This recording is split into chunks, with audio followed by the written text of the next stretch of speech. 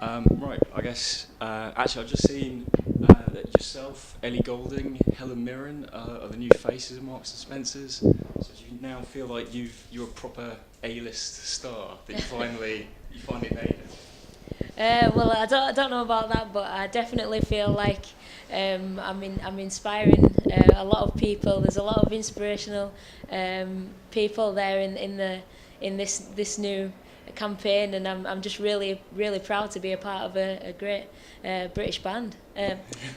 British Would band. be a great British band. A great British band. Yeah. Yeah. Do you talk boxing with Helen Mirren? Because I know she shot a scene with Evander Holyfield, so I think she knows him. Do you talk about boxing with her? Yeah, I did actually. She's a big fan of my boxing, so I was really happy to hear that. She's such a lovely woman and really down to earth as well. It was really nice speaking to her. Obviously today we're here to talk about the Commonwealth Games. I mean, looking ahead to that tournament, how do you expect the atmosphere there to compare to the sort of the regular run-of-the-mill amateur boxing tournaments that you've done plenty of times? What are you expecting for the Commonwealth Games in Glasgow? I'm definitely expecting something almost along par what we had last year at the games. But I suppose potentially that could be the first time you'll have boxed in the UK since the Olympic final. Yeah, Yeah. yeah. And how excited are you?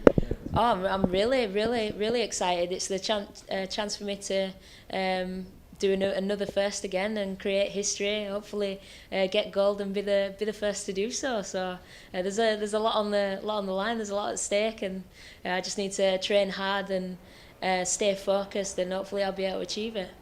Is that your sort of overriding motivation in boxing now, like making history, the chance to make history at the Commonwealth Games, to become Britain's first ever double Olympic champion, male or female? Is that the reason you box to make history now? Yeah, definitely. I love having a challenge on the line, and the fact that so much is at stake. I just love that kind of thing, and it really motivates me and gears me up to keep on training and train even harder and to try and stay on top. I mean, is that what you think of when what do you think when it's hard to get up in the morning and go running, or it's getting tough in the gym, or you're in a hard fight? What sort of goes through your mind at those points? Yeah, they're the things I think about. I think to myself, you could potentially make history again, and you could be a double Olympic champion, and it's those things that make me think, yeah, I'm gonna get out of bed and I'm gonna go hit the run and hit the track, and even if it is raining, and I'm gonna get up and do it. And the fact that my opponent, while I'm just relaxing in bed, could be out there absolutely, beasting the track, beasting the bags and working really hard, and I need to make sure that I'm on top and I'm not one step behind, always chasing. And well, I suppose next year you're going to have three major tournaments back to back. The Europeans in May, I think, Commonwealth Games in July or August, then the Worlds almost straight after. How are you going to go about preparing yourself for three major tournaments straight after each other?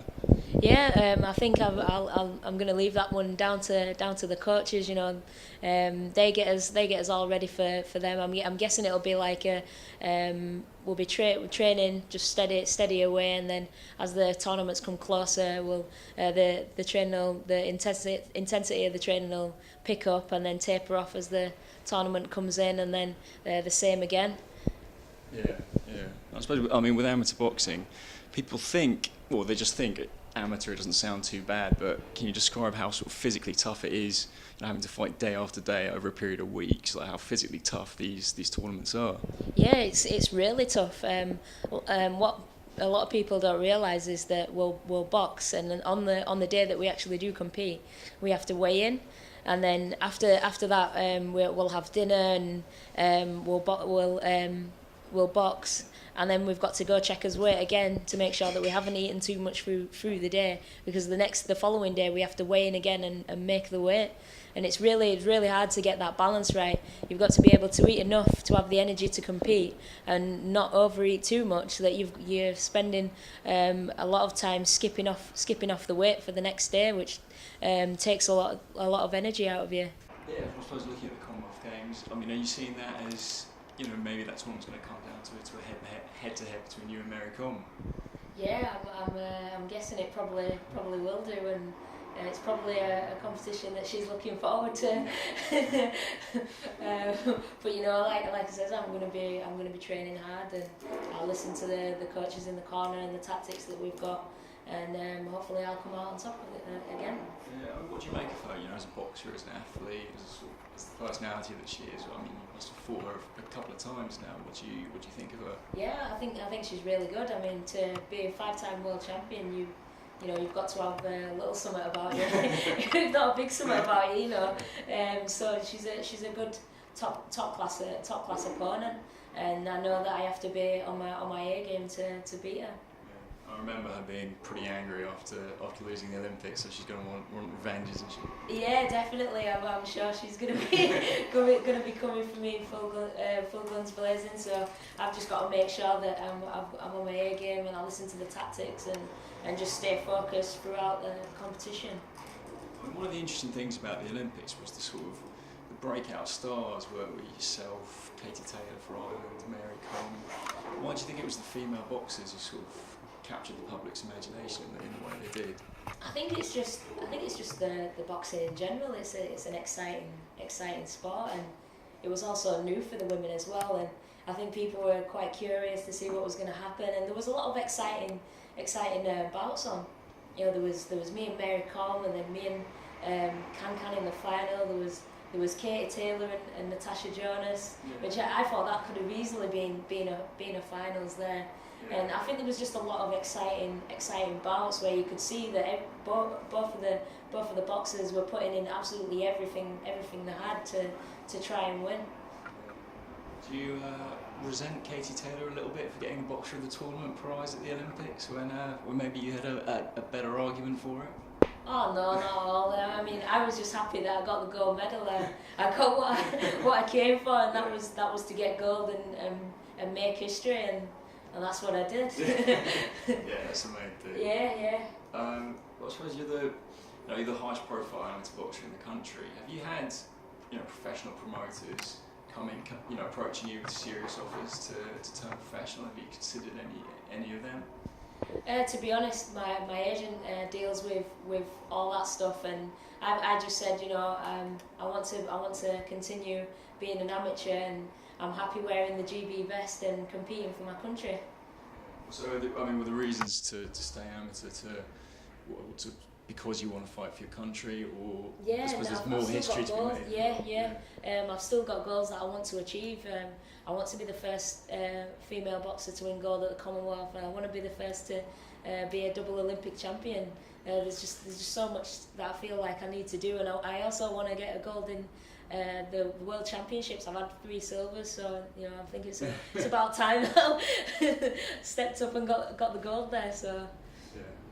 Yeah, but maybe in 2016, after the next Olympics, you might consider it. I don't know yet, to be honest. I'm just like focusing on Rio, and once I get Rio out of the way, I'll see what new goals I can create for myself. Also, speaking of goals, I know after you do a tournament like GB, they have a sort of debriefing process. Well, I don't know what you talk through, but could I ask a bit about after the European Union Championships? What you did wrong in that tournament, even though it didn't look like much, and what your new targets are after coming back from Hungary. Yeah, well, in the debrief, you go through everything.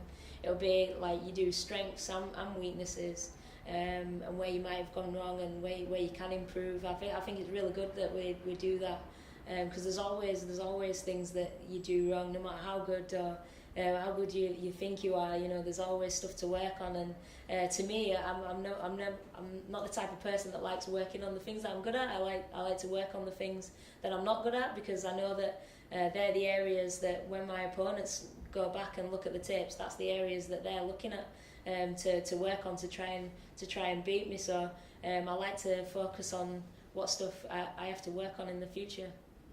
Can you give us any specifics, or are you going to be a bit cagey about revealing that? Can't do that, can I? In case Mary Coleman's watching. Exactly.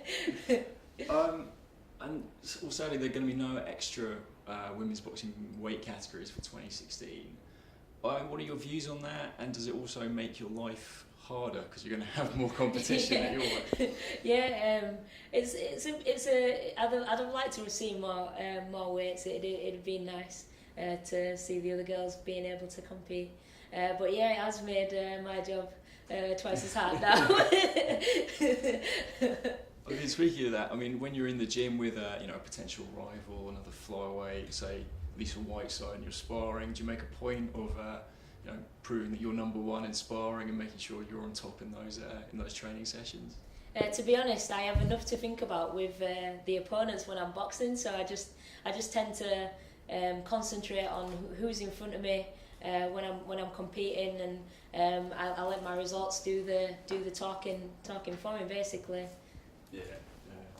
And, I mean, speaking of that, when you're in the ring, when you're boxing, obviously you're very nice in real life, but you seem ruthless when you're in the ring fighting. How do you sort of switch your mindset, or what sort of goes through your mind when you're switching into fight mode? I don't know, to be honest. I'm just thinking about winning. I'm really competitive, and once I get into the ring, I'm just like, right, I need to win this bout, and I'm thinking about the tactics that we've been talking about beforehand, and yeah, just basically thinking about those things and how I can achieve that, and making sure I stay calm and relaxed while I'm in there. I mean, do you hear the crowd when you're boxing, or are you just focused on the opponent in front of you?